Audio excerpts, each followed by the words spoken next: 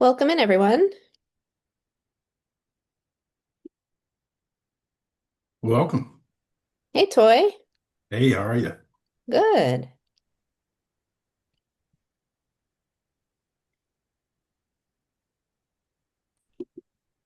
We'll be getting started in just a few minutes.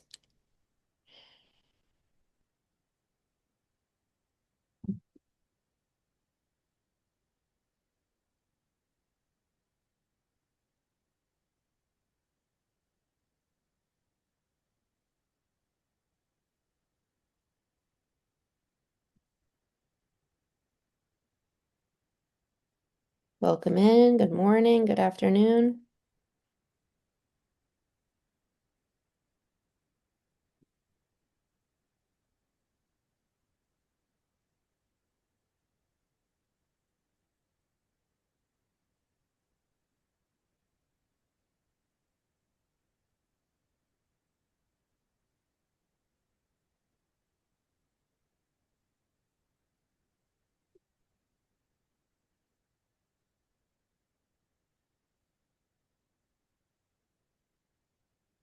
We'll give it another couple of minutes and then we'll get started on our webinar on phone and text banking. Thanks for being here.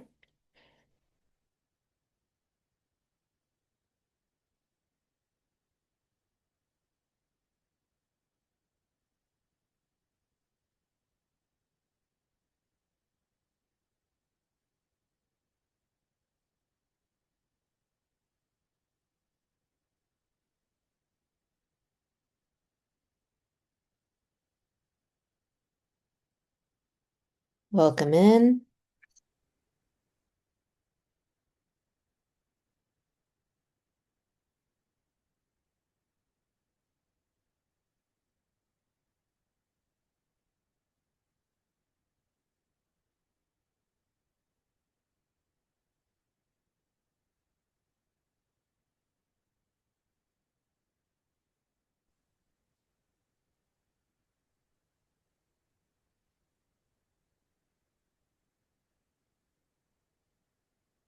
Great. We have some folks trickling in. I see Wisconsin and Hawaii, Chicago.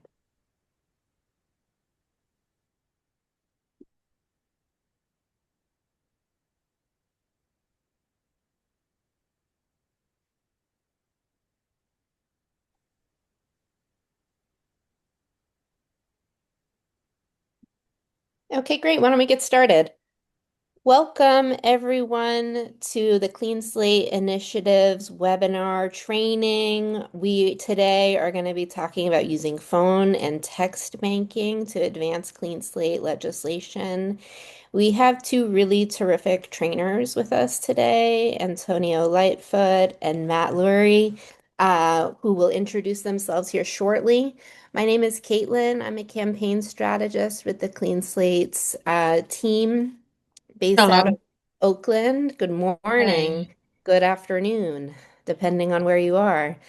And we have seen phone and text banking really advance clean slate campaigns in the last year in particular. And I'll let Antonio tell the story of Illinois, but they did a really tremendous job with phone and text banking that helped push the legislation to make Illinois the 13th state to pass clean slate. And we wanted to hold this training to work with other state partners and folks in the field to get y'all ready to run phone and text banking or to refine your skills, to prepare you to train others on phone and text banking. And so that you might be able to stand up this kind of operation in your campaign, whether it's a clean slate campaign or another justice reform campaign. And so with that, I'm going to turn over to someone who I'm proud to call a colleague, Antonio Lightfoot, to introduce himself and kick the training off. Antonio, please come on screen. Okay, I am here. So thank you all. Thank you all. I am so happy to be here to share all this information and be with the Clean Slate folks from around the country. My name is Antonio Lightfoot. I am the Deputy Director of the Illinois Coalition to End Permanent Punishments. Um, NPP, as we call ourselves, we are one of the 3 Clean Slate Illinois steering committee members. But I want to say, as a deputy director, I am still an organizer. So I have fundamental organizing principles embedded in me. So I really had 2 roles on helping Illinois become the 13th state for Clean Slate. One was as an organizer. I've been organizing for over 10 years. No matter what title I have, I always say organizing is a superpower. If you have it, you can create a lot of change. So that led me to being one of the lead strategists on the campaign in Illinois. But my second role is why we are here today. I sort of was the quarterback of our digital engagement model across the state. This meant phone banking, text banking, our database management, other things that help us reach people when we need to, how we need to. So first, I just want to say a little bit more about how these 2 roles interact. Like I said, I really believe in organizing. Sometimes I will admit that I cringe when I hear people say digital organizing because I don't believe that it is the case. I rather call it digital engagement. And I view digital engagement as a tactic of organizing. So you use it to expand your base, build your base, and engage your base onto everything that we know they care about already. So just a brief overview of what we were able to accomplish in Illinois. On the way to becoming the 13th state to pass Clean Slate, we engaged over 4,500 people across the state. I think that's close to 70 out of the 102 counties. Completed 84,000 phone calls. We had folks do more than 6,000 advocacy forms going right to their senators, right to their representative members. About 6,000 text messages, and a lot of community meetings, a lot of teach-ins about why Illinois should continue to be the best state to be in when you want to turn your life around.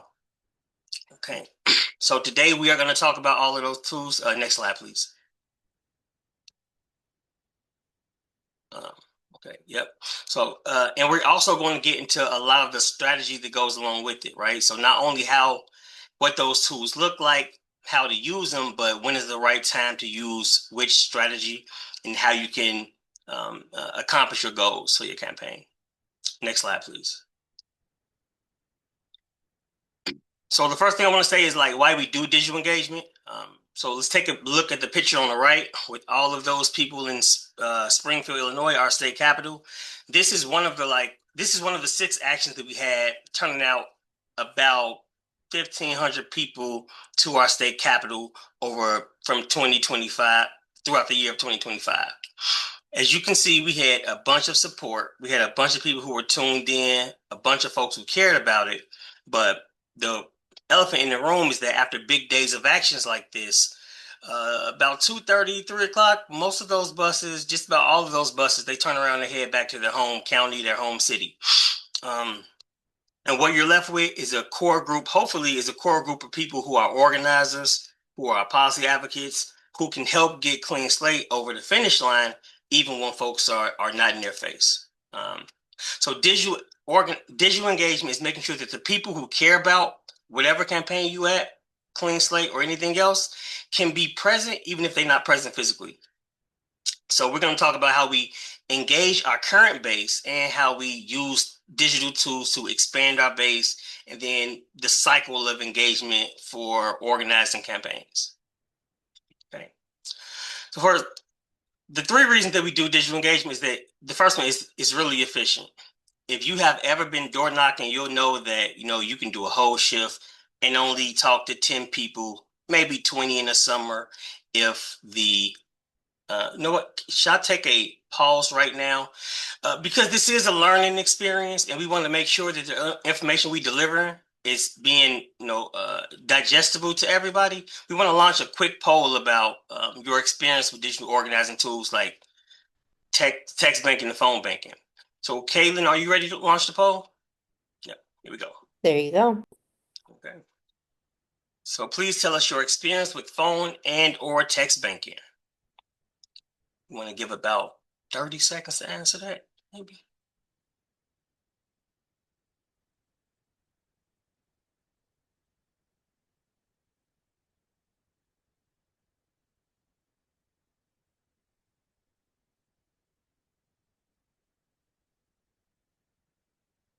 You can proceed whenever you are ready.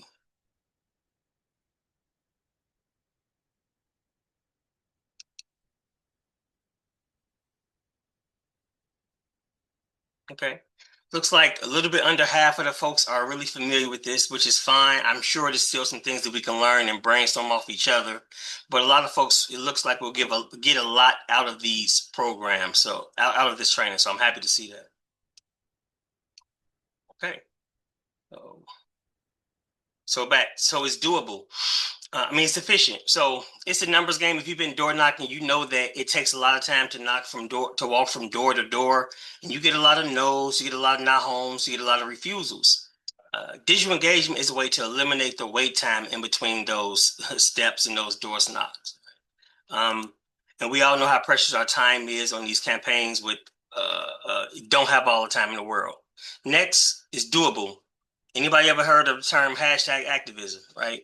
Folks who the best thing about digital engagement is that you can take folks who are angry online or angry at the kitchen table or the barbershop, and you can give them ways to interact with their legislator, with your campaign right at the moment. Right. So if folks have mobility issues and they can't knock doors, they can probably do a phone bank.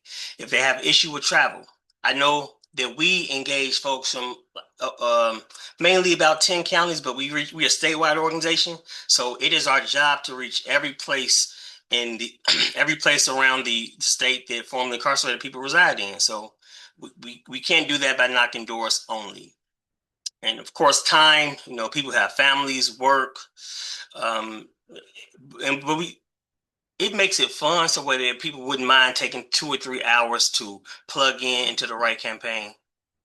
Lastly, it's targeted, and this is especially noticeable when you get into the larger list. You can get right to the population that you want. Now, what does that mean? You can reach people who recently voted, who recently registered to vote, who recently who live in a certain district. But we're going to get a little bit more into that later.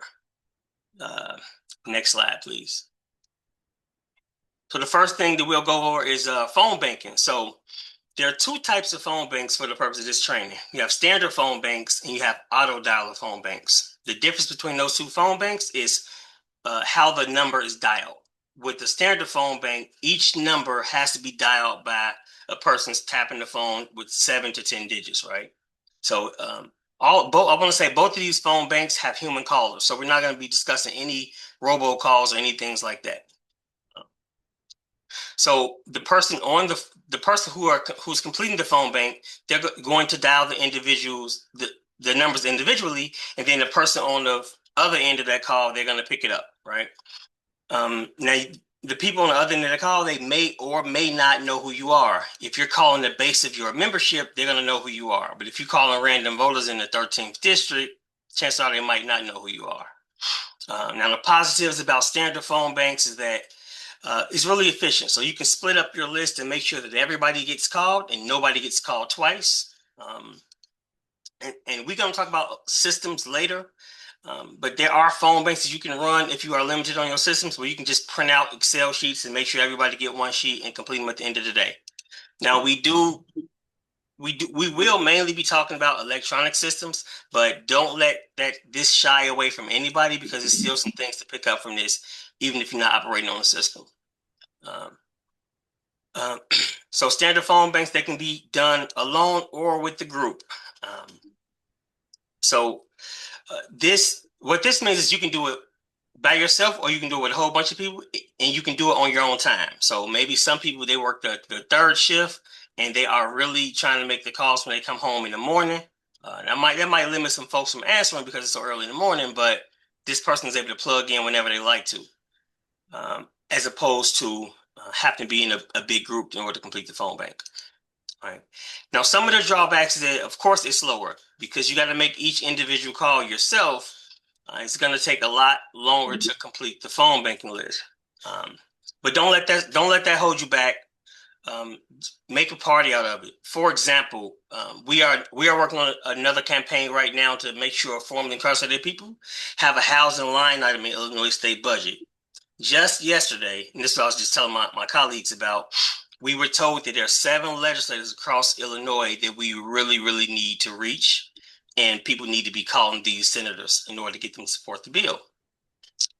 Now, this is not a campaign we budgeted for auto dollar, so we're gonna make a party out of it. Our organizers are making 2 days of actions to where people are gonna take this 2,000 person phone list and break them up and make and just have some pieces and make a party of it.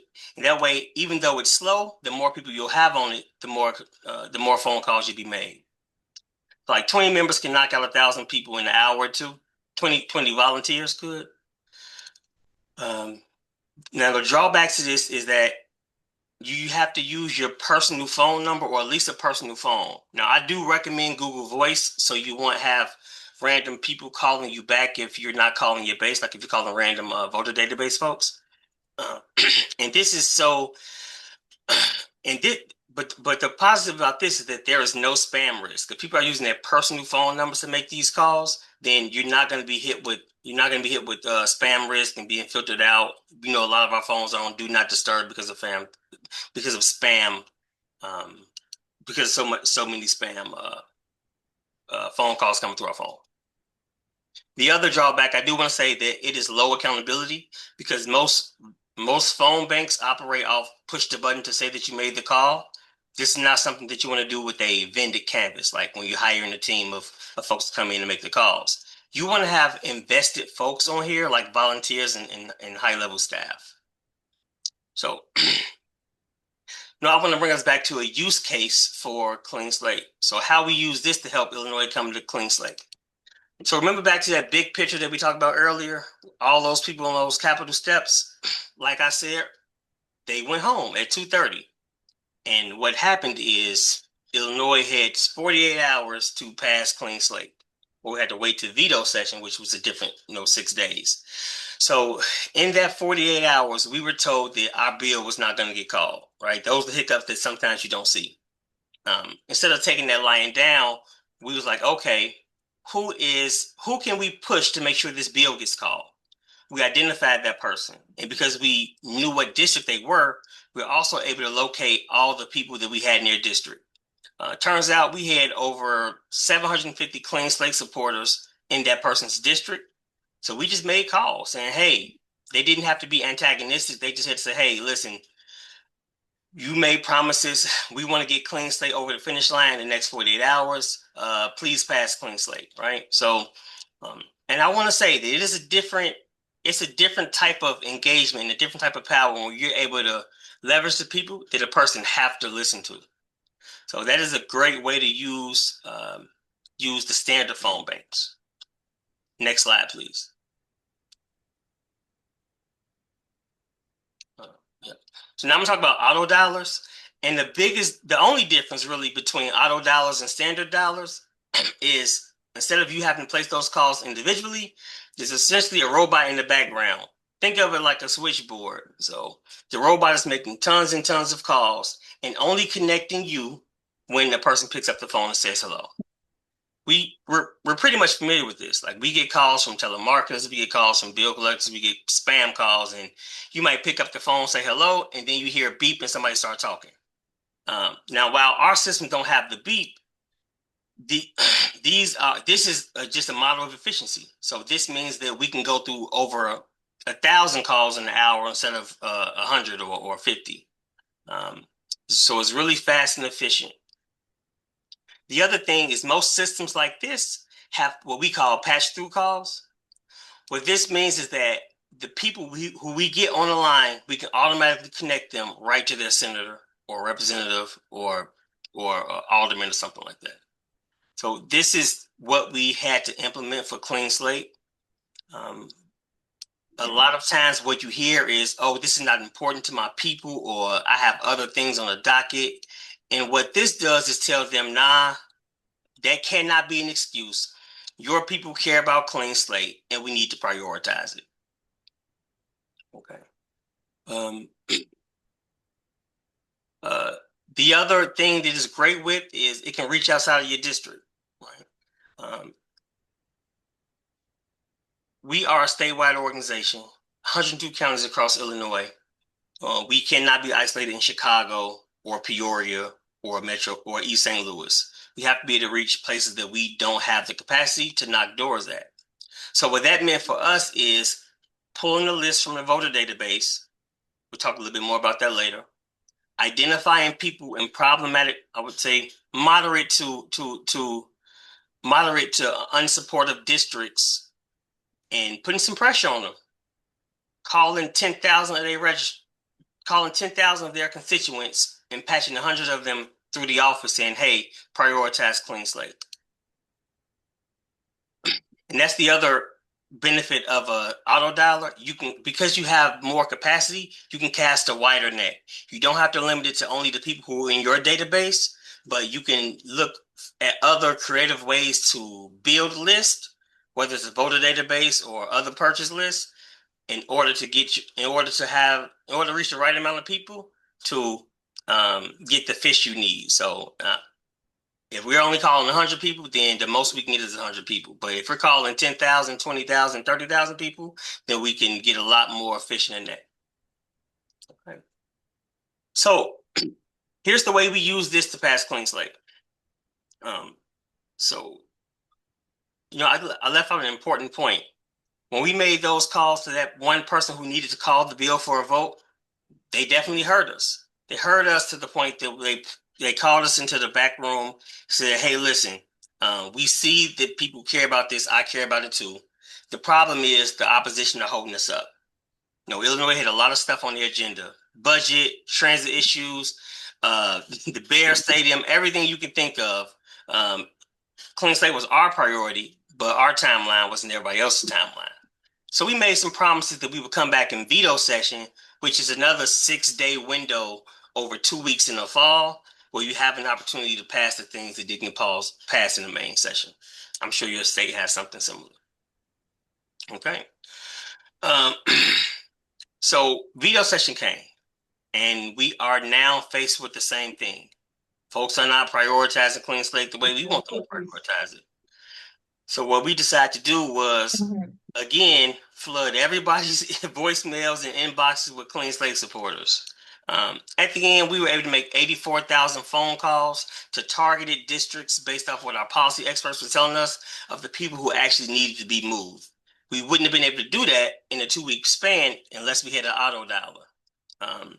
So the drawbacks of auto dialer is this, though. You have to have about 10 people or more. So because the system is running to patch you through to patch the calls and patch the robotic made calls into humans, it just simply cannot make enough calls if it don't have a lot of people to plug it into. So we suggest having 8 volunteers or better on any auto dialer system to make sure that you are not slowing the system down and not getting as much bang for your buck.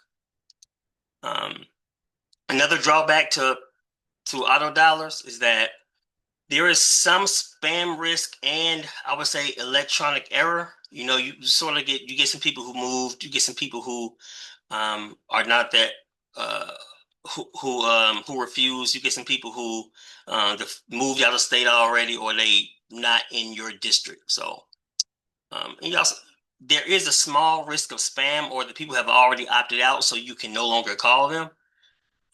But the biggest drawback, of course, is money. Not everybody have unlimited funds to make calls across the state. So make sure you make a budget in your campaign plan when you're starting it, right? So we believe that every campaign should have at least a piece of digital engagement in it. So I know I said a lot. My mouth is dry right now. So I do want to pose this, take a pause to open this up for questions. Any questions about our digital engagement model, standard phone banking, or auto dialer phone banking?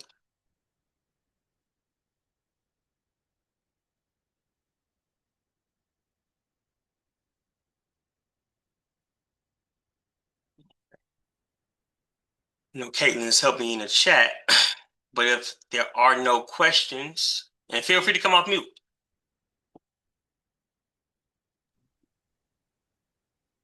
Well, I just want to highlight something, Antonio. With the point when we got called in the back room, the legislator was upset and asked us to. He said, "Tell your people to stop calling me, and we were able to say, no, those are your people, because they were from his district. I just want to name that. And the other thing about budget is if you don't have not everybody can have a vended canvas to pay folks, right? But you have people who care about clean slate. Let's get those folks involved. What made our campaign so efficient was that we had formerly incarcerated people who care about clean slate, who have already been on the campaign calling folks in districts across the state. That story comes off, that ask comes off a lot better when there's a person on the phone saying, hey, listen, here's what I'm facing. Here's what I need you to do to help us, live to our full potential once we come home. Perfect way to involve your base. So if there are no more questions. I have a quick question. And Antonio, I apologize if you've already covered this, and I feel like you kind of have in different ways, but I want to just ask directly.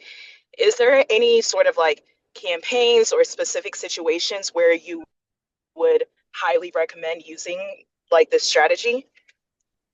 Yeah, so we're gonna get a little bit into strategy next, actually, right? So and like what will make you use a auto dialer versus a standard dialer, and also Matt's gonna talk a lot about text messaging, some reasons to use text versus phones.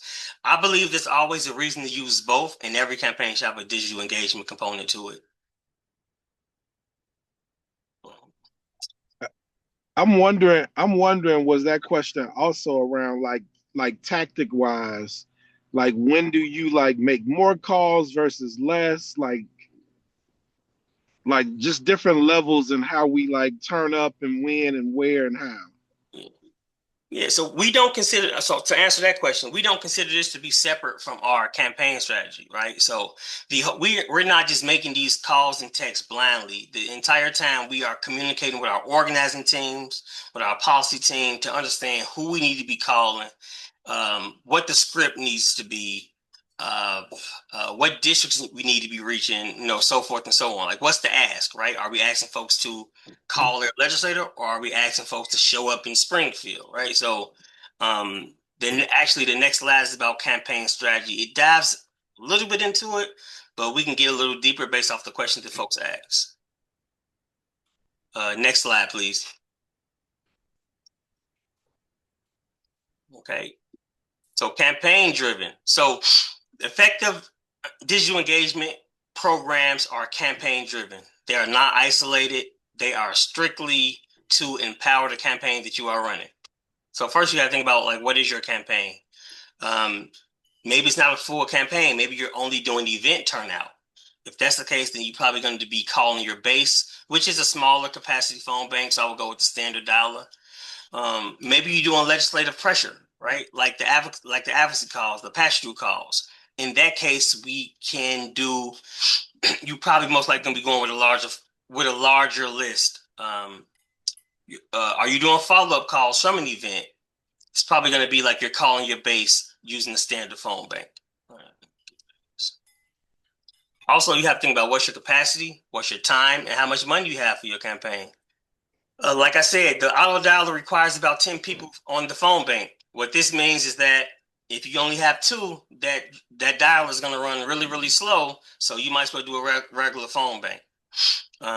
And I do want to say, this is a time to think about not only the capacity of the people who's in the room with the staff meetings or your chapter meetings, but who else cares about these issues, who you can engage, who's just dying to get involved because maybe they didn't have anything, maybe they didn't see a way into the campaign to see how they could be helpful, but now they are saying, okay, I have an hour after school. I have an hour after work where I can make some phone calls or knock some doors, or not knock doors, make some phone calls or send some text messages. Remember, a lot of these things can be done from the comfort of our own home. Okay. So just a little context. This is to determine if you are going to use a standard phone bank versus a auto dialer. The next thing to consider is, who do you need to reach? If I only need to reach people in my current base, then I'm probably not going to do an auto dialer. We talked earlier about needing to move 7 legislators for a new campaign that we're on. Now, 1,300 is probably not enough to do an auto dialer, But when we searched our database, we realized that we have 1,300 people who already care about this. So why don't we just call them from our personal phones, because those people already cared about Clean Slate, already care about formerly incarcerated persons in housing. So we're going to reach them. If you're trying to reach new voters, of course, that's going to be a big list pulled from a board of elections. So it's most likely going to be a auto dialer.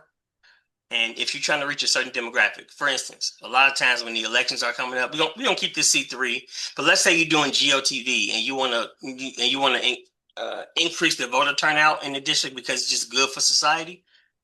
You might want to reach the youth to encourage them to vote, because seniors are more likely to vote already. So last but not least is, what are your action steps? So if you're asking folks to call their legislators or to get out the vote, then you're probably going to be casting a wider net, which means auto dialer. If you're trying to get folks to register for an event, or if you're trying to do some organizing things and get one-on-ones with folks, you're going to go with the standard phone bank. Oh, So hi. all of our organizers are required to do phone banks every week. So our base at NPP is about 8,000 across the state, and depending on how engaged you are with our organization, we're always going to be sending e-blasts, making phone calls, and engaging people on some level. Okay, next slide, please. Okay, so I hope everybody was taking copious notes, because we had a pop quiz for you. I'm going to read out 3 different scenarios, and you can even come off mute or drop it in the chat. I actually prefer if you come off mute so we can get more voices than mine in the room to answer these questions. So scenario 1. After fighting 3 long years, Clean Slate is about to be called for a vote tomorrow. Your coalition is informed that a lone moderate senator is getting cold feet because she has an election coming up and is in the purple district. She says she needs reinsurance from her people. You don't have many members in her district, but the statistics show that many folks in her district have conviction records. What system would you use to move her? Y'all want to shout it out, drop in the chat? Standard phone bank. Standard phone bank. All right, actually, Auto dialer. Yep. So the answer to this one is actually auto dialer. Next slide, please. And we're doing the auto dial on this one because we don't have any constituents in their district. So you usually do standard phone banks when you're calling your base that already exists, right? People who you already have in your database, you know where they live, you know their phone number, and the next step is just to reach out to them. Auto dial is when you're casting a wider net, people you probably don't know, and that way you are pulling them in and creating the opportunity to get into your regular base. All right, next slide, please. Scenario 2, you are organizing in a diverse middle-income suburb. After a fight involving the principal's son, the local school council is calling an emergency meeting to approve a private police force for the school. This represents a major step backwards, as you recently organized and won a campaign to eliminate metal detectors in the same school. What system would you use to influence this vote? The standard phone banking. Anybody else say standard? Yeah, standard. Absolutely standard. Yep, standard. Can anybody say why? Standard. You already have a group of people that you can contact. If you're in the school system, you have a group of people that you can already contact. So that's why you would use a standard. Absolutely. I couldn't say it better. You already got people over there. I see people concurring in the chat as well. Thanks, Edna. Next slide, please.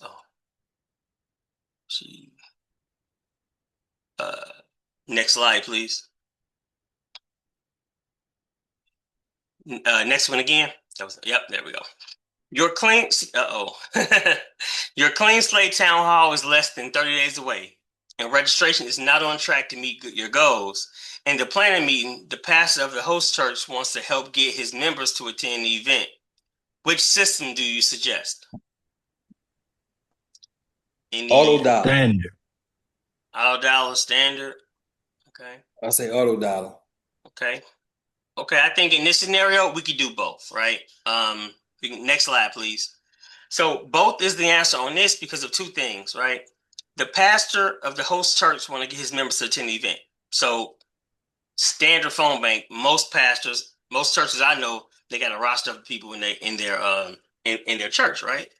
Also, and this is a sort of a strategy thing, maybe we get in one of the deacon boards, maybe we get in one of the church volunteers to help lead this phone bank. That way we got people who know the people in the church to call those people in the church. And the reason we do on the auto dialer is because the church is in a certain district, right? We know what that district is on the map. We can isolate that with certain voter database tools, isolate those folks, and then make random calls to them. We're inviting them to the church, and we also inviting them to join the campaign. I see Jerome Dill said both. Both. Right. All right. So remember, and I do want to say a lot of times you're going to be faced with a situation where it's going to be both, right? So it's important to know that whenever you're doing digital engagement, you should be looking at it in two ways. One, activate the people who already care, people who are already in your database.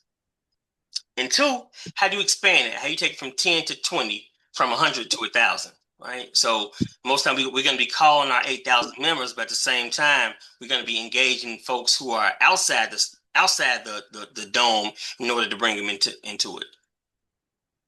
Activate and expand, right, Kayla? Okay. So I talked solely about phone banks. Next, I'm going to pass it to my partner, Matt, to talk a little bit more about some text messaging. All right. I think you have a quick cheat sheet you wanted to put up before I start talking. Oh. Yep. Okay, cool. So this is a cheat sheet. Don't worry if you can't take this down right now. You will get this as a takeaway. It just shows when is the best time to use both. And when we get through these next few slides and sections talking about list, database building, you'll understand why certain things are either and certain things are standard. Okay. Next slide, and we can pass it to Matt. All right. Thanks, Antonio. Hi.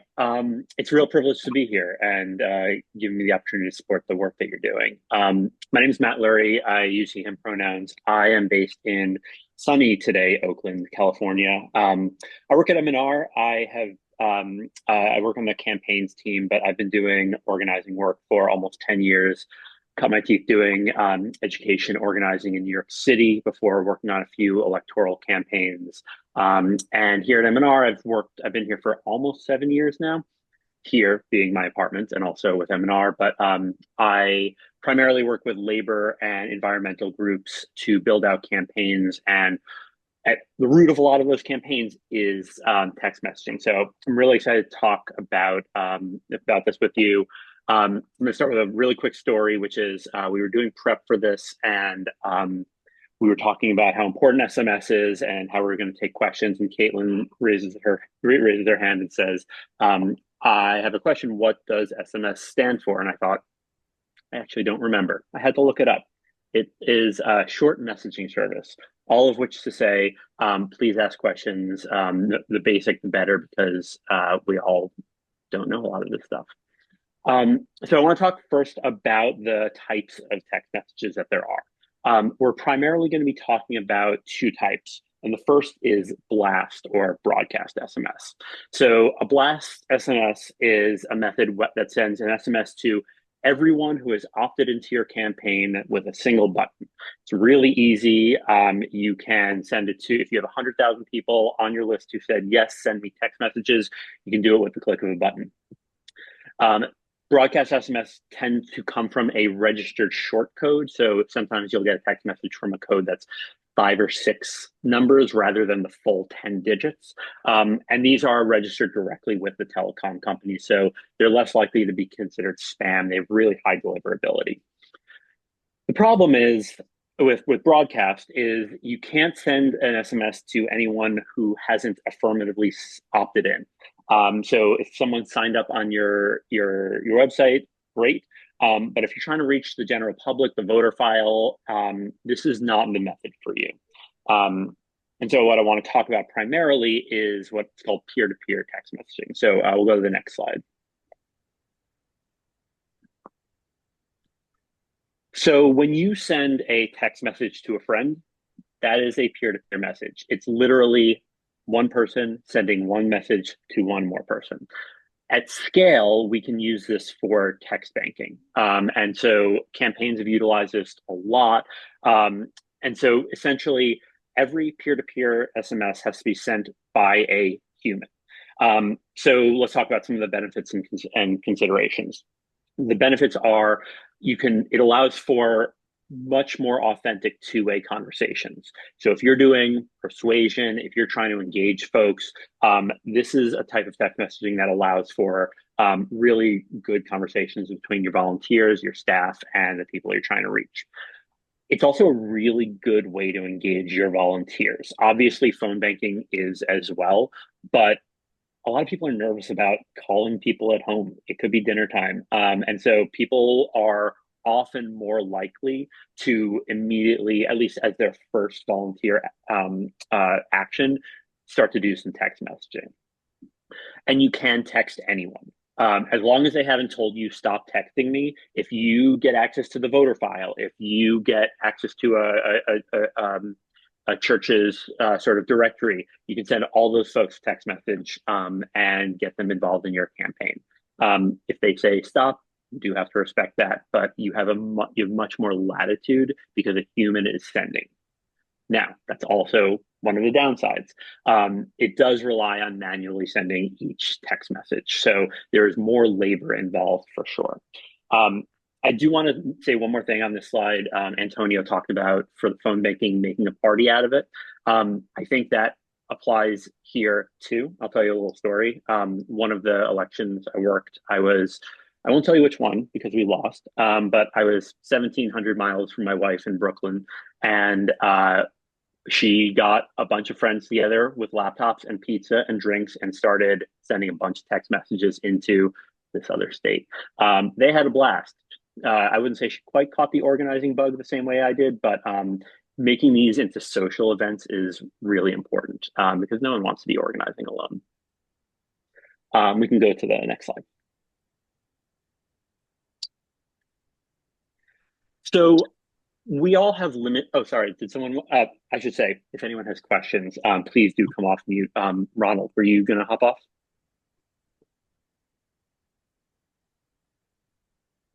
Maybe it was an accidental mute. Anyway, ask questions as we go. We all have limited resources. And so one of the best sort of situations in an ideal world is you would do both. Research shows that layering modes of communication when you're reaching out to people to take action, to vote, to call your legislator, whatever it is, the most effective way is to layer on different kinds of communication modes. So text messaging, phone banking, email, ads, Facebook, TikTok, Instagram, whatever it is, the more times in more places someone sees a message, the more likely they are to take action. That said, sometimes we don't have a ton of resources and we have to choose. So quick poll. When we're choosing between phone and text banking, think about our audience. Someone come off mute or drop in the chat. What demographics are more likely to answer a phone call? Senior citizens, that's right. Older folks are just, the research shows, are more likely to take these calls. Next slide. Yes, exactly. All of our parents. Now, on the other hand, what demographics are more likely to answer a text message?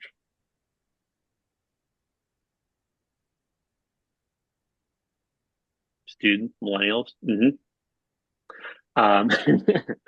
Yeah, younger folks in general. So a couple of quick statistics. 95% of text messages get opened. That is an insane number. If you're doing an email program, you are lucky if 20% of people open your emails. It's a huge number. And so you may think they're annoying, Organizing is being annoying sometimes. Marlon Chamberlain said earlier that the legislator was tired of being contacted. Sometimes we need to be persistent, and doing peer-to-peer SMS campaigns is a really good way to do that. So if you take one thing away from my spiel here, it's that SMS campaigns work and you should incorporate them into your campaigns. Let's go to the next slide.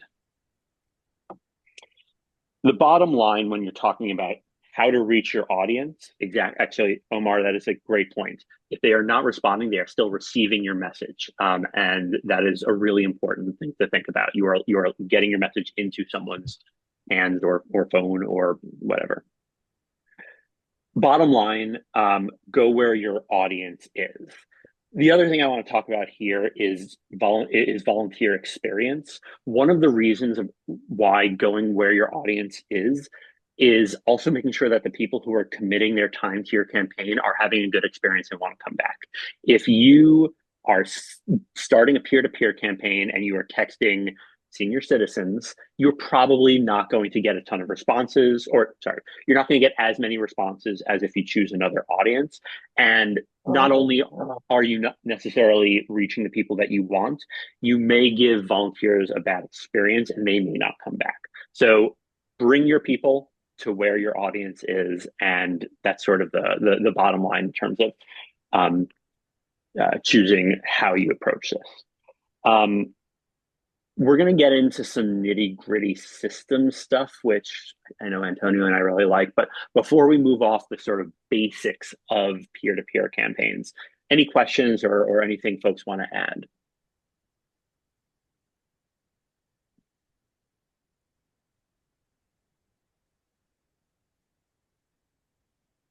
All right. If things come to you, we are here, but I'm going to toss things back over to Antonio. Thanks, Matt. You know what? When you start talking about SMS and what does it stand for, I had a revelation. I don't know what CRM stand for. Next slide, please. Next slide. Yep, right there. So we may have talked about CRMs earlier, or maybe if I was smart, I just used the term database. But the official name for it is like a CRM, which basically means customer relationship manager. This is our system. No need to overthink it. The main thing to understand about a CRM is that your people need to be in one place, right? And we suggest having a robust CRM to do just that. So a little bit about CRM. So when you are out in the community doing what you do as organizers, when you're meeting people at tabling events, when you are going to schools, churches, and getting volunteers, and people are doing online action forums, it is important for you all to find a way to get all those folks into a CRM. Not only that, but give it as much information as you can. Now, what does that mean? So I always think of the Holy Trinity as a phone number, an address, and an email. Have a phone number, you can call them. Address, you can knock on their door. And an email, you can send them an e-blast, right? In the situations I described earlier, it is important to note that the only reason we was able to isolate folks from a particular district because we had their address in the system. So for us, it's easy. You see some common CRMs at the top of the screen. We use every action we think is really important to the work that we do.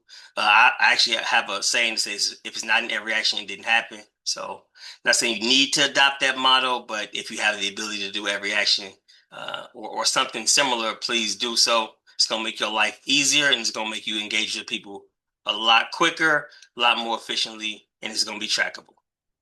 All right, so a few other things that you can put into the CRM, right? Activist code. So activist codes are things like, you consider those like yes or no answers. Either they are or they aren't. Clean Slate supporter, leadership council, comms committee, they either are or they aren't. But you can also tag them with issues they care about, like housing. If they need expungement, you can tag them with activist codes like that. Survey questions. Survey questions are things that, just to say, we can spend like a whole probably 2 hours on CRMs in and of itself, but we chose to break it down to a few simpler terms so folks can just get the gist of it and figure out if it's what they want to be doing or if they want to if it's what they want to be doing, or how to better utilize the ones they already have. So survey questions, this is a lot more for electoral politics. You might have, when you have a range of options, you might have least likely to support to most likely to support. But tags are really important because they are identification markers, but they don't maintain the same instance. And what I mean by that is, if we're doing outreach events at one location every month, but it's a different date, right? I can tag everybody with the name of their location, like Mount Sinai Church. I can have people in our system that says, okay, I met all of these folks at Mount Sinai Church, and I can have that live as a tag. Now, how that plays out in real time is once I'm having an event at Mount Sinai Church, I know all the folks who have that tag that are able to get there easily, and it's close to their neighborhood, right? So there's a few ways you use things like that. Next one, please. Okay, so y'all heard me talk a lot about voter database and stuff like that. I'm gonna get a little bit deeper onto that right now, right? So an efficient CRM can sort and filter your base. Like I said, district. When you look at the district, you can filter by district, age, race, birthday, zodiac sign even. Like efficient CRMs are really, really robust. For example, if you want to run a campaign to where you having your volunteers or members host birthday fundraisers on your behalf, it's important for you to know who's coming up, whose birthday is in the next 2 months, so you can begin planning with them, right? You can also incorporate social media handles. And I have voting history right now, but that is supposed to say event history. You can track to see who came to the event, who did not come to the event, who was a no-show, who comes every time. This is going to be helpful when you are trying to figure out what the best ways to use your time. If you have 2,000 people on a list, but maybe 300 of those folks always say they're coming and never show up, maybe we stop calling them every month, right?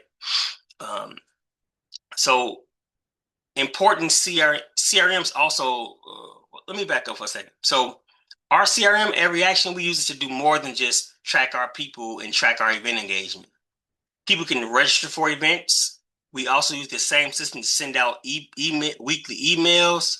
Those advocacy forms, those 65,000 6,500 advocacy forms that we had go to senators and reps across the state, those all done through our CRM. Tracking engagement at events, whether that's actions to Springfield, our state capital, or just local community events or tabling events, all of that is in our CRM. Like I said, we have a model. If it's not in every action, it did not happen. Your CRM can also run phone banks and fundraise. And here's a really important thing that a CRM could do. It could integrate with other tools. Now, what does that mean? The text message systems is really a lot of them. So the good text message systems and the good CRMs can talk to each other. So if Matt is running a list of 10,000 folks he want to text in a certain district, it can easily talk to our CRM and say that text message has been made. Also, I mentioned voter database. CRMs, like every action, go hand in hand with the voter database.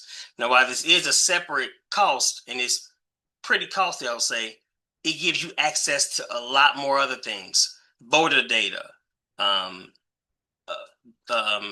voter data, and these things called scores. So not only do you know when people voted, how they voted in their party, but you also know the voter databases use things compiled by big data to give everybody a score.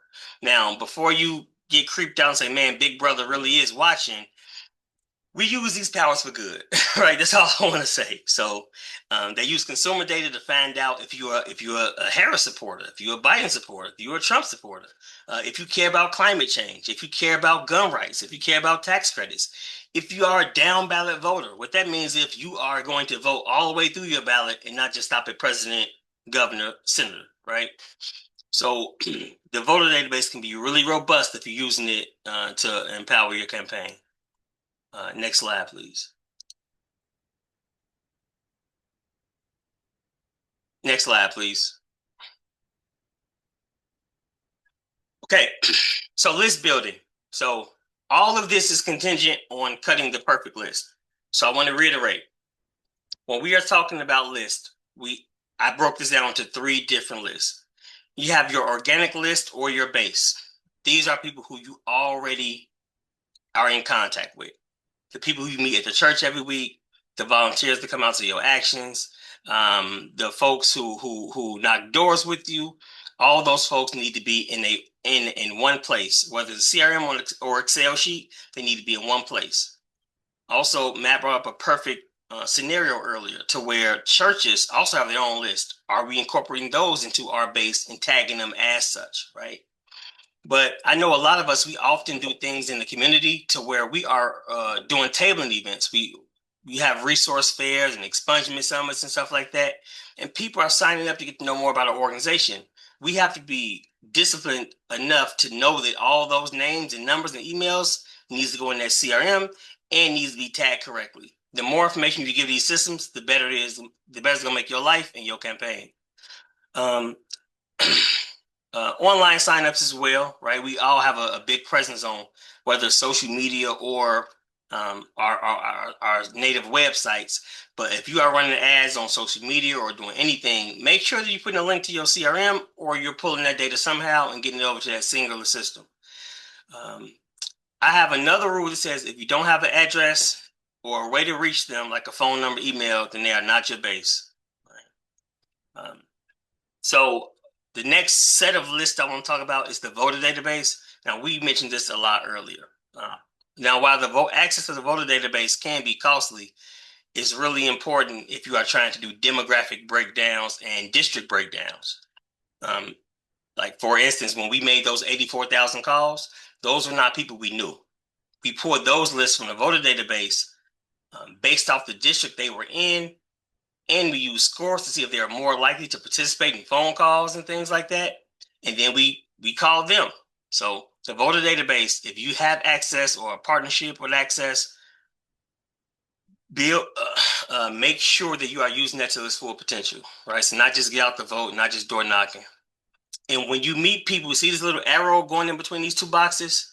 When you're meeting people out of your voter database, there needs to be a cadence to where you are pulling people over to your organic base. For instance, if we are texting a whole bunch of people about Clean Slate and far off district, once they're interested, then we need to be marking them as such. The good databases can talk to each other. I'll gloss over other lists because I don't use them a lot. Now, we do FOIA, Freedom of Information Act. Through the Freedom of Information Act, we can request the names and addresses of folks who are returning home from prison across the state. Now, we're still trying to figure out exactly what we want to do with it because this population is a population who most likely don't have a really stable phone number or email address. But it's important to know where these folks end up because it is our goal to make sure the formerly incarcerated people are a voting bloc, right? We should be able to sway elections based off our will. Hope that wasn't 2C4. Last but not least, purchase list. Big data is a thing, right? These lists can be costly, but they can break down demographics even further, including what magazines you subscribe to, including favorite colors and whether you like Jordans or Adidas, right? So, all right. Next slide.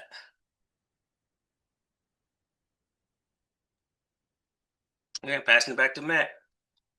Oh, no, can I pause? I didn't leave any room for questions. I know I said a lot about CRMs and lists and all that nerd stuff that me and Matt love, but I'm sure there are some questions. So what are the questions from there?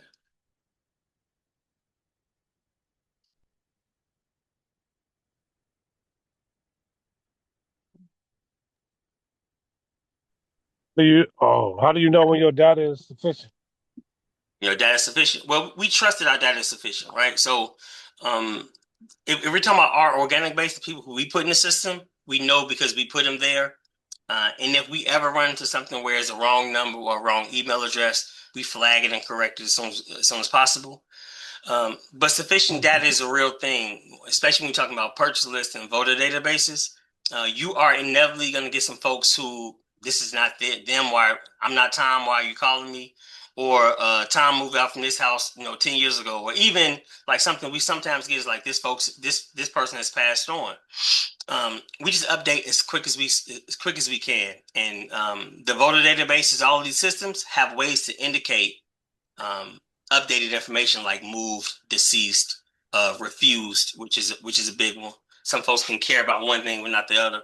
So I just asked that question because we had used the Mobilize app last year, and what we found out about the Mobilize app with the relational data that we had purchased from that was that a lot of the areas that, because I'm in Cleveland, Ohio, a lot of the areas that the app was sending us to, or the homes that the app that was sending us to, even on the on the texting side, a lot of it was bouncing back because a lot of those individuals no longer had to tell those numbers, and or did they have it was giving us the right information because the script we put in there had got rewrote by the app itself.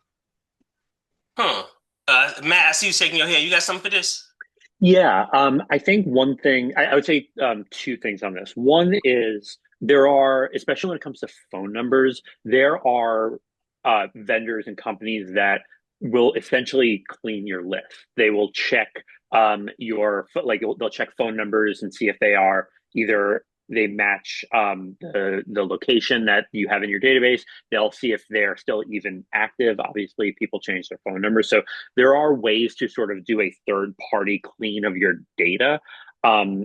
That's one thing. And then the only other thing I was going to say is I think this really emphasizes what Antonio was talking about in terms of getting your CRM to talk to all these other systems. Because if you're texting someone and the response is this isn't their number anymore, and the person who's texting marks that down, that needs to get back into Salesforce or whatever it is, because otherwise that you're going to do that again for any number of campaigns. So keeping your data clean is a constant struggle. It is something you need to be doing actively, and you need to do it. You need to sort of do a check. You should do a check as best you can before launching any sort of broad campaign. That said, if you text a few people, if you have a list of 10,000 people and a handful of them are the wrong number, that's sort of, I've never run a campaign where that wasn't going to happen. Yeah, absolutely. So I think I'm going to follow that up by doing just a little bit of expectation setting. So if you have a list of 10,000 people and you texting, there's going to be a fair amount of people who say wrong number or stop, or even might use some expletives to like curse you out. But from 10,000 people, if you get 100 people who are investing in your campaign, that's a big deal.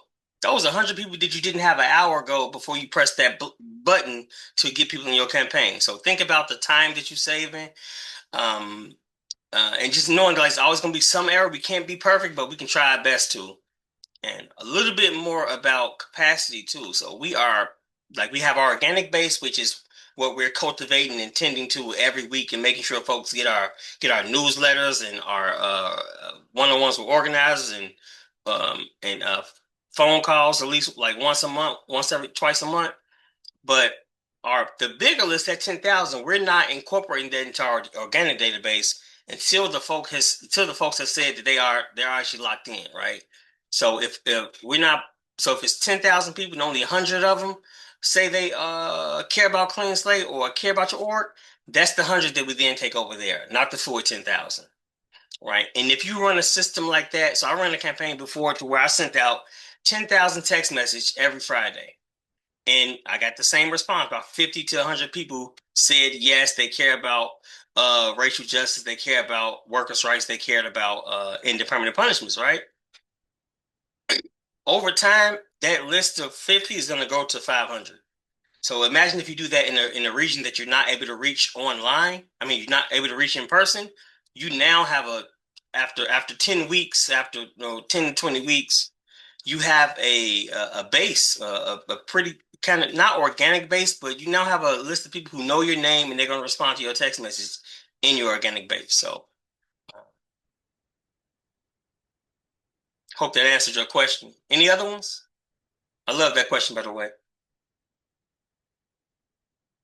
because it goes back to what Matt said about making sure it's a fun experience. If I've been door knocking with folks and we haven't reached a single person, so I know how hard that can be on a volunteer. So I would always inoculate my people who are making the phone calls or in the text message and tell them, hey, listen, we might get some disrespectful folks in this call. We might get cursed out via text message just a little bit, but like just let them know, like once you get that one person to patch through and call a senator, that's a big deal. Legislators are looking at that because they know if you can get them to place a call to their office, you can get them to vote. So there's the underlying implication of, hey, they are moving my people in a way that makes me accountable to them. So, yeah. Okay. If there aren't any more questions, I'm gonna pass it back to Matt. Thanks. We're going to talk about some systems. There are a couple things I want to emphasize as it relates to texting that Antonio was talking about. One is just, I want to give you an example when we talk about scores. So you can get a list of 1 million people, but you're not going to text 1 million people. I'm working with an organization right now to do some get out the vote work, and they're an environmental group. And so when we talk about scores, I want to give you an example of what we're talking about. Talking about people who a collection of data has said they care about drinking water, they care about public lands, they care about food safety. We also get a score for things like MAHA, the Make America Healthy Folks Again. And you can include people. You can also exclude people using these scores. And back to the volunteer experience, back to knowing who your people are going to be, sometimes excluding people is as important as figuring out who to include. So just want to say that. And I think Antonio emphasized this, but I'm just going to say it once more. Connecting these systems to your CRM is so important to do ahead of time. I love if it didn't happen in every action, it didn't happen. Having that system of record is so important. I have seen organizations try to just run a campaign and we'll figure out the data part later. And it's like pouring water and then grabbing the glass after it's on the ground. It's just a mess. And so when you're thinking about how to be efficient, how to be accurate, getting everything set up ahead of time is going to save you a lot of time in the future. So let's talk about some of those things that we get set up. Peer-to-peer texting systems. So how do these actually functionally work? Essentially, you build a script, a lot like you've seen probably for phone banks, as a response tree. So you're giving volunteers the ability to send an initial message and then select from a bunch of pre-written responses so that volunteers don't have to write these themselves. Don't go crazy. There are only so many responses you can be prepared for, but you've all worked with your respective organizations long enough to know what the frequently asked questions are. So I'll give you an example. One best practice to know, research. So basically, research has shown that if you include a link in the first text message you send in a campaign, it will have a lower click-through rate than if it gets sent in a follow-up message. It also looks less spammy to the carrier. So if you're running a texting campaign and you have the ability to not have a link in your first message, that's great. So what does that mean for this sort of response tree that you're giving? So let's say we're asking people to vote, or let's make it a little easier. Let's say we're asking people to register to vote. You might send a message that's something like, hey, are you registered to vote? And then that's sort of it. Once you get a response, no, I'm not registered to vote, you can then allow volunteers to select from a series of responses, one of which might be, great, here's a link to go register to vote. So as you think about writing these scripts, you're building essentially a response tree that way. A lot of these systems also have what are called relational organizing tools.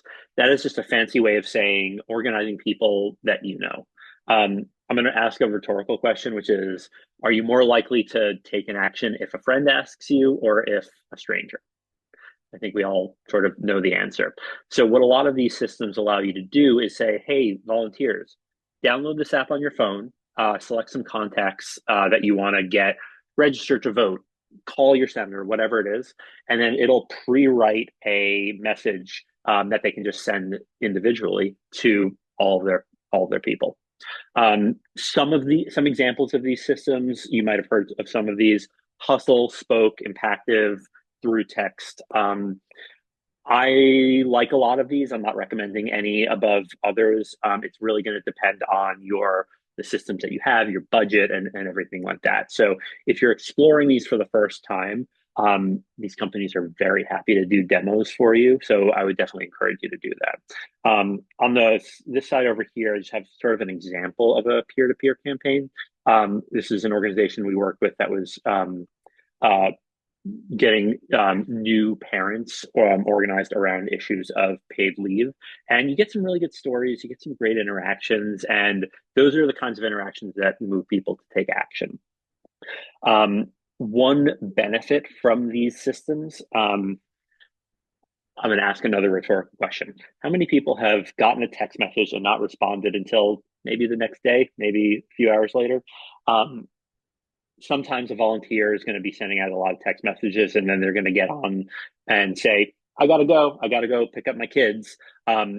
These systems allow you to then reassign conversations to other volunteers. So another volunteer can pick right up where someone else leaves off. That's a really important way to not leave people hanging, and just a good feature here. So we can go to the next slide.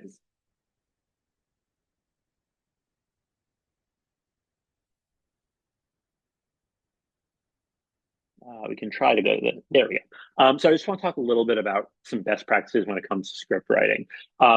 Think about the last commercial you saw, text message you got, something that was coming at you to try to convince you of something. How long do you think you paid attention? Research shows about 3 seconds, and I'm going to go out on a limb and say in this moment where we are all distracted by everything, it's probably a little less than that. So what you want to do first and foremost is get to the point as soon as you can. So I have 2 examples here. If you are trying to get someone's attention, would you go with yourself and the organization? Hi, I'm Matt. I'm reaching out with the Clean Slate Initiative. Or would you, if you're trying to find people who are going to take action for you, would you dive right into the issue and try to hook their attention? 1 in 3 people in America with an arrest record or conviction record aren't getting a fair shot. I'm volunteering with the Clean Slate Initiative because. Edna, you're totally right. I was leading everyone to that answer.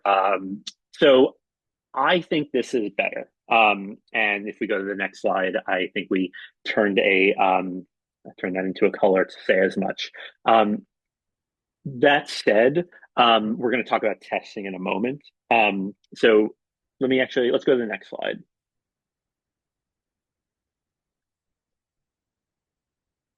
I sort of talked about this a little bit, but one other thing to know about these scripts is obviously sometimes you're going to be in persuasion mode. Some people might respond and say something like, well, I'm actually not sure how I feel about expungement or something like that. You can have responses for people who are sort of sitting on the fence, but thank you, have a nice day is also sufficient when you find someone who is just not with us, and that's okay. We're not trying to hash out with our opponents here. You should really think about really just, again, making sure that your volunteers are having a good experience by not getting into fights, or if they're being cursed at, that's the end of the conversation. We can go to the next slide.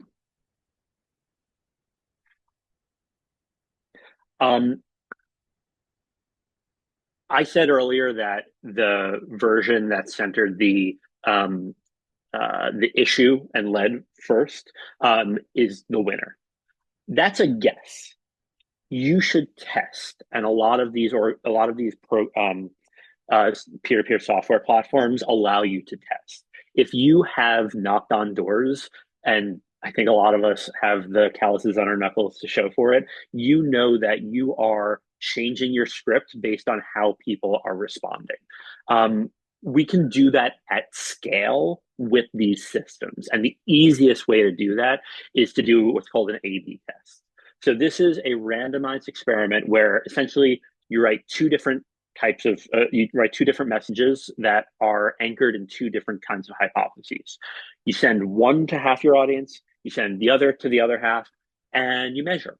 You can see, did this one get more responses? Did this one get more click-throughs? Whatever the sort of, or did this one get more patch-through calls? Whatever the goal of the campaign is, you should really consider doing these. And most of these systems will have like a built-in, you don't have to build different campaigns. They'll have built-in features that say, do you want the A/B test? And then you put message A here, message B here. Your volunteers don't have to do anything. They just continue to hit send on these messages. And then you can get some really good data about what types of messages your audience is responding to. The more you hone, the more people you're going to be able to reach out to. So if we go to the next slide, I can give you an example of a A/B test. This is fundraising, but I think it's good. An organization we work with tested the hypothesis, is urgency or commemorating a day that's coming up, in this case Earth Day, going to resonate more with environmental voters. Deadline extended to midnight, 1 day left to double your impact for Earth Day, versus leading with Earth Day. And this was a few years ago, so communities were still recovering from in the peak of COVID. Which one do you think won? In this case, winning was measured by raw dollar donation.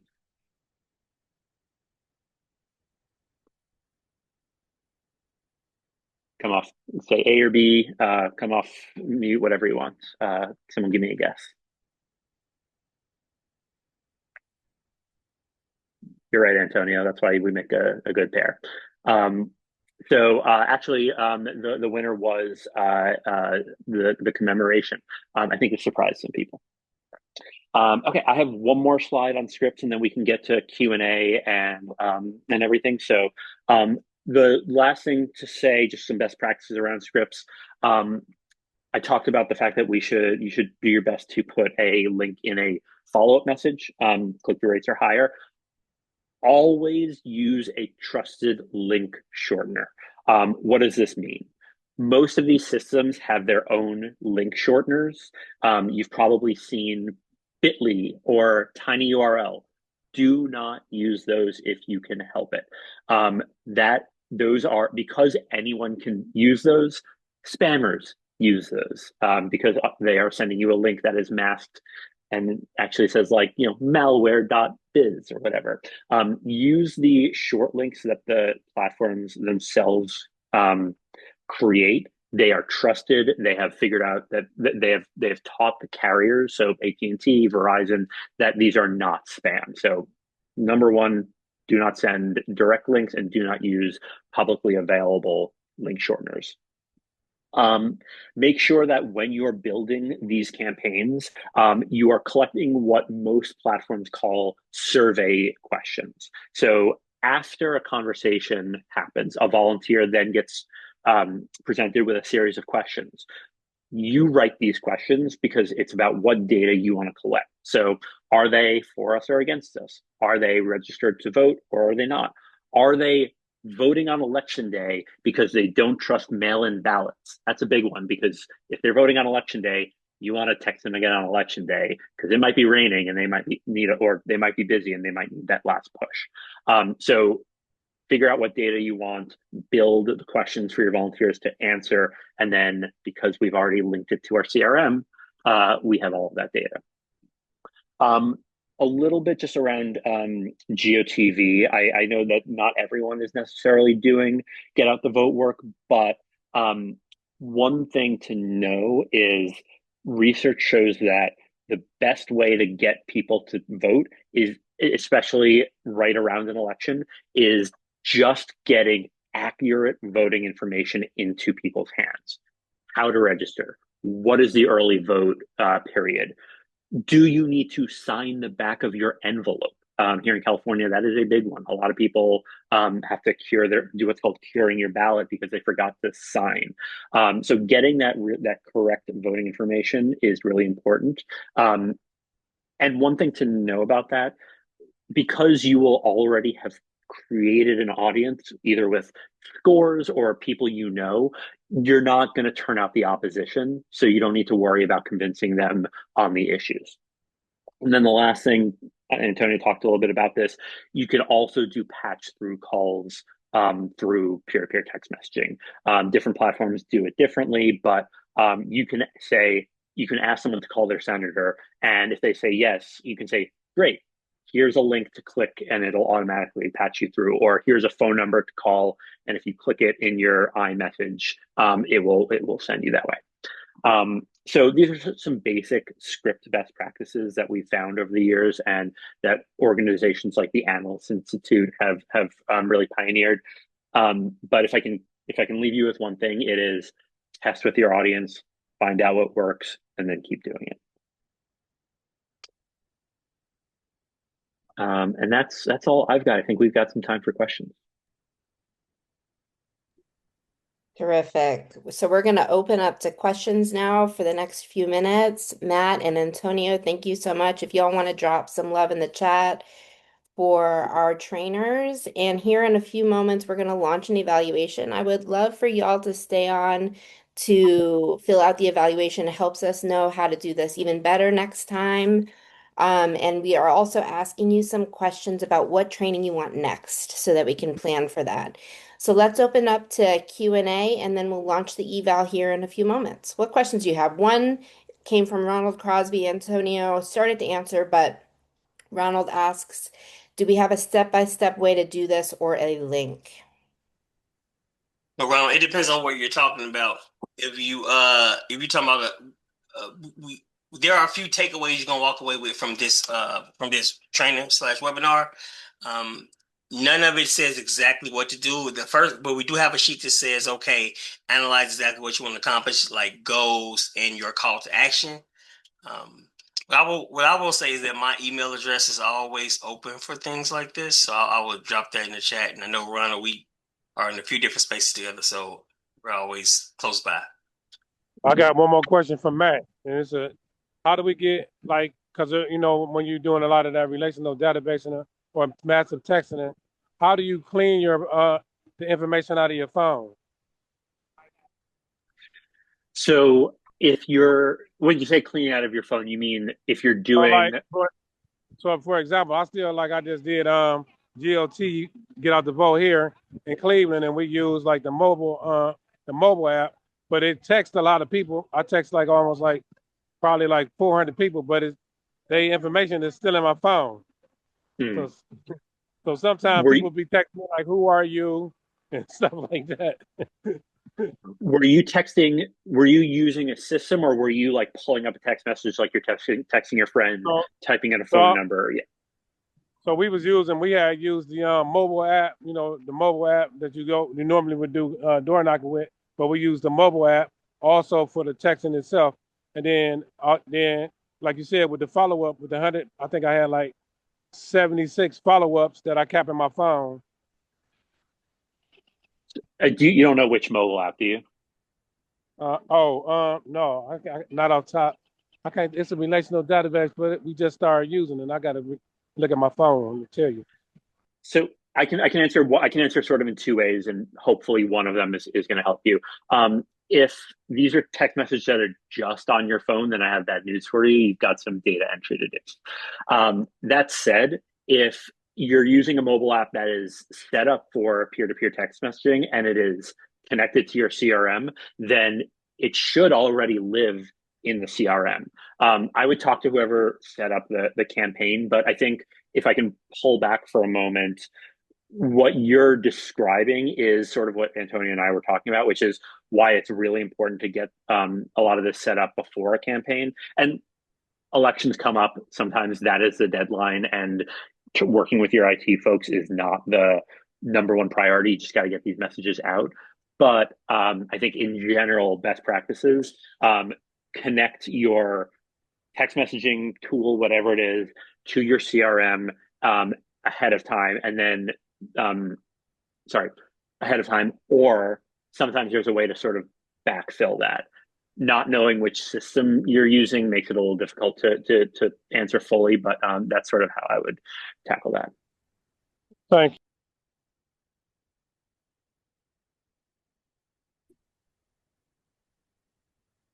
So, question here from Gail, that was hearted by Tara.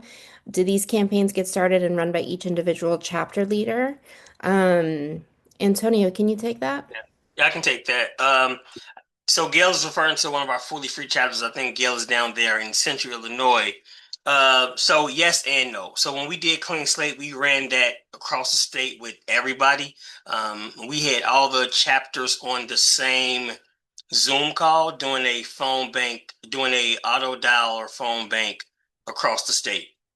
That being said, over the next 2 weeks, because we're still trying to pass some other legislation, when you talk to your chapter folks, what we just got sort of tasked with doing is because we need to move 7 more legislators. Is the different chapters will be, well, at least Southside is right now. We hope to blow no and Central can throw down.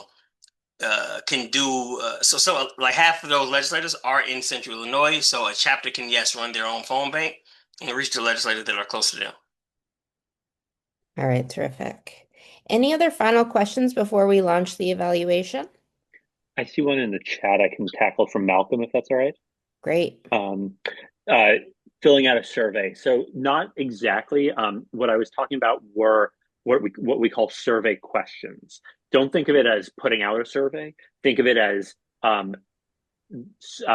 answering questions about the individual text messaging conversation you just had. So before you launch a campaign, you'll write these questions, and those can be like, are they registered to vote? Are they on our side? And then after every single individual conversation, the volunteer will then answer those questions, and then that data will go back into your CRM, so you can do whatever follow-up you want to do whatever exclusions you want to do. All right, terrific. All right, Bree, can you please launch the evaluation? And while that is getting launched, I just want to again say thank you all for joining us for this training. We know phone and text banking can really move forward campaigns. We hope that this supported you to think about launching a phone or text banking campaign in your state, or upped your skills a little bit. Really want to take a minute to thank Antonio and Matt for their terrific prep on this. You know, these things do take quite a bit of prep work to get them ready for you all. And so, Matt and Antonio, thank you for your work. Any final tips or words you want to say to our group as they fill out the eval? Grateful for the invitation. I think my contact information is on the last slide. So if anyone wants to talk further, please reach out. Yep. Same. Thanks for allowing us to nerd out a little bit. All right. Thank you all. We will keep it open for those evaluations to come in. If you don't mind taking just a minute to fill them out, it's a big help for us. And we'll see you at our next training.